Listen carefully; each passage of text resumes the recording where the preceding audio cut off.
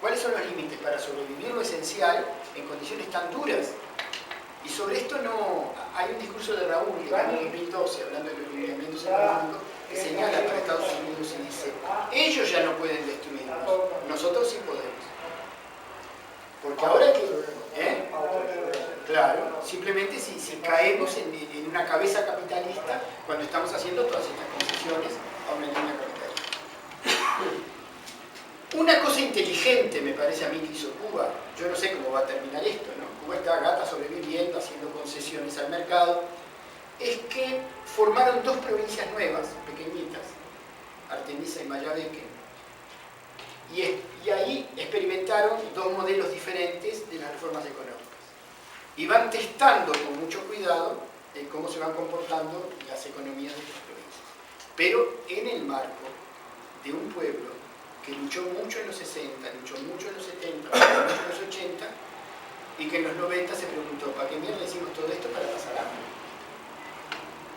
Entonces, hay un desánimo en un sector del pueblo cubano, hay un deterioro de los valores éticos. Dicen: no, ya esto no da más. Entonces, ¿cómo levantar eso? ¿Cómo recuperar la fe en las trincheras de ideas? ¿Cómo salvar el socialismo? Yo estuve en Cuba la última vez por el 2009, tuve muchos diálogos muy interesantes.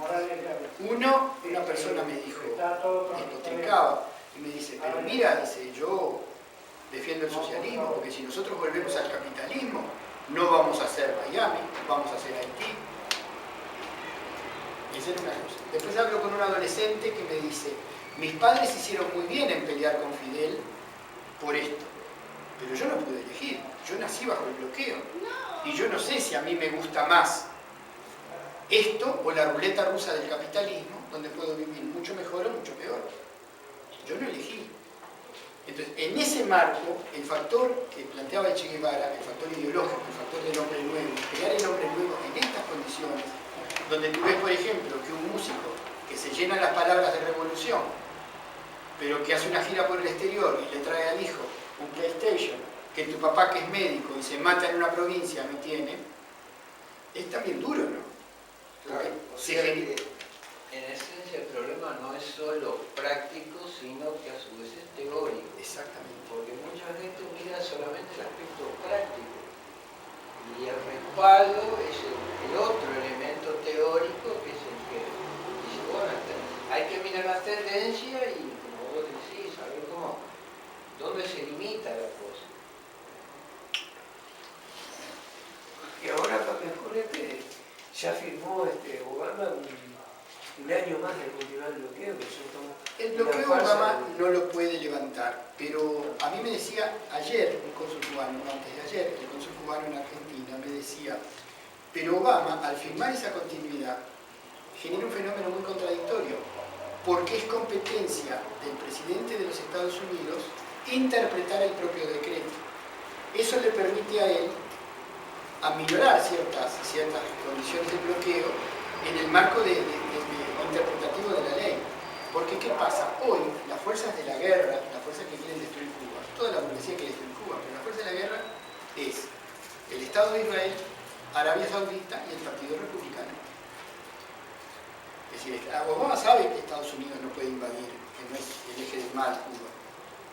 Es decir, y necesita fuerza para dedicarse a destruir a Irán. Pero los más guerreristas quieren destruir Cuba y apretar, y Obama no quiere apretar, Obama no quiere conflicto con Cuba, Obama quiere que toda la fuerza imperialista vaya al Cercano Oriente, vaya a atacar y golpear a Venezuela. Eso es lo que quiere Obama, golpear a Venezuela.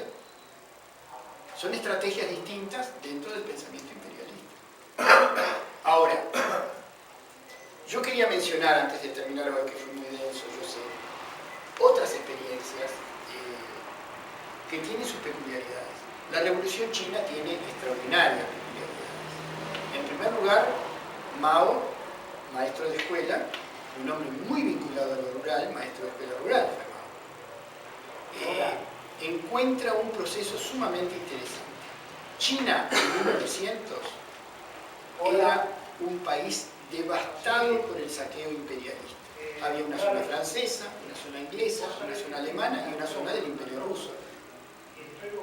Aquella gloria del Imperio chino que había construido destruido su muralla, todo eso estaba destruido. Y China padecía bajo el poder de las potencias que saqueaban al pueblo chino, desde la guerra del opio que le habían puesto los ingleses en el siglo XIX. China estaba devastada. Surgen movimientos nacionalistas. Y en 1900 surge un movimiento nacionalista muy importante que es el Kuomintang, de Sun Yat-sen, un patriota chino que trató de unificar todo en torno a ese grupo. En 1920 nace el Partido Chino, el Partido Comunista Chino. El Partido Comunista Chino empieza en Shanghái, en Cantón, en las comunas obreras, pero es duramente reprimido por el imperio. Entonces se repliega a las zonas rurales. Y es el campesinado chino el que protege al Partido Comunista Chino. Y donde tiene la fuerza real el campesinado chino con hambre de tierra y con el derecho al riego, que para ellos lo que realmente le faltaba, ¿no? Porque el emperador capitalizaba los sucros de agua, pero el arroz, el riego es vital, es cuestión de vida o muerte. Y era la cultura de la guerra.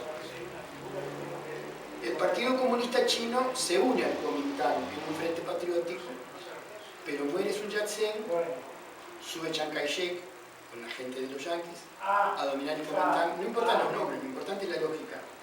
Y mata a 40.000 comunistas. Sí. Yo digo porque son demasiado nombres para... No importa si se llamó Carlos Marx o cómo se llamó. Pero un sujeto... No, es cierto. Entonces vamos a hablar. El creador del Kuomintang fue Sun Yat-sen. El que lo sucede, un agente norteamericano, Chiang Kai-shek, asesina 40.000 comunistas en combinación con el imperio. Y ahí se rompe la alianza. Pero en el año 34, los partidos comunistas que funcionaban con una lógica mundial aconsejan la creación de frentes populares. Y entonces Mao Zedong vuelve a unirse con el Kuomintang porque están invadiendo los japoneses. Y realmente ahí funciona eficientemente la alianza entre el Kuomintang y el Partido Comunista Chino. Sucumbe Japón, triunfa la República Popular en 1949 y el Partido Comunista rompe con el Kuomintang. El Kuomintang queda derrotado por las guerrillas chinas, comunistas, se va a la isla de Formosa, donde forma lo que después se llamó la China nacionalista de Chiang Kai-shek y el Kuomintang, y el Partido Comunista queda gobernando todo ese mundo territorial. En ese momento el imperialismo tembló. En 1949, el país más grande del mundo, que era Rusia, tenía un gobierno comunista en serio en el sentido de radical, malo, bueno, y el país con más población del mundo, que era China, tenía un gobierno comunista. El problema es que en los años 50, por razones políticas, empieza la escisión entre China y la Unión Soviética. La razón es la muerte de Stalin. El gobierno soviético, después de la muerte de Stalin, critica duramente a Stalin, comunista Sergei Khrushchev. Y el partido chino de Mao defiende a Stalin, diciendo que esa era la línea justa. Y ahí rompen, y hay hasta enfrentamientos en la frontera entre China y... En realidad es la lucha por quién es el ideólogo del movimiento comunista mundial, que en ese momento era muy fuerte.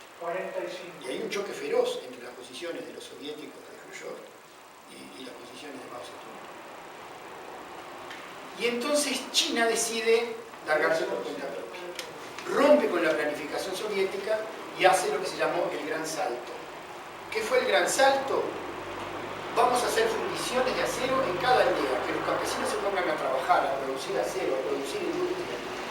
Una cosa, cambiar totalmente las reglas. Claro que hay reforma agraria, que hay alfabetización, todas esas cosas sí, se crea el ejército popular, pero se hace el Gran Salto, y el Gran Salto fracasa. Lo que Mao Zedong percibe en ese fracaso del Gran Salto es que había gente del Partido Comunista Chino que estaba saboteando.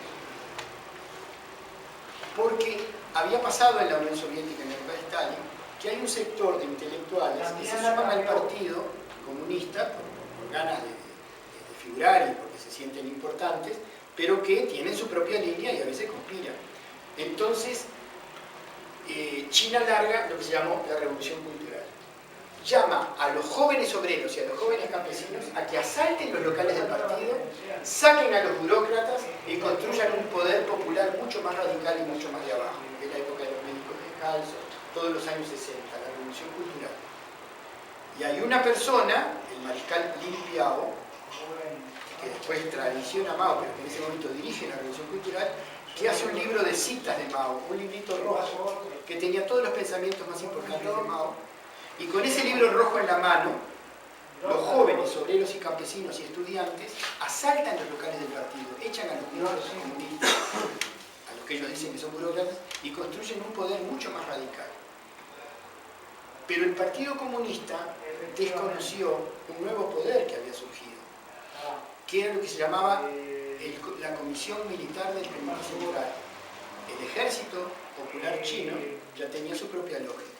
Y en el Ejército Popular Chino, después de la muerte de Mao, había dos personas, Hua Guofeng y Deng Xiaoping, que dieron un golpe de derecha. Acusaron a la viuda de Mao de integrar una banda radical, que le llamaron la banda de los cuatro. Lin Piao se había largado por cuenta propia y también lo matan. Y Hua Guofeng y Deng Xiaoping hacen una reestructuración de una economía de mercado, que es lo que hay ahora en China. Pero de una manera muy compleja, no reestructuran el capitalismo, no hay pluripartidismo, no. Sigue habiendo un partido único, sigue habiendo una economía planificada por el Estado, pero se abre el juego a las grandes empresas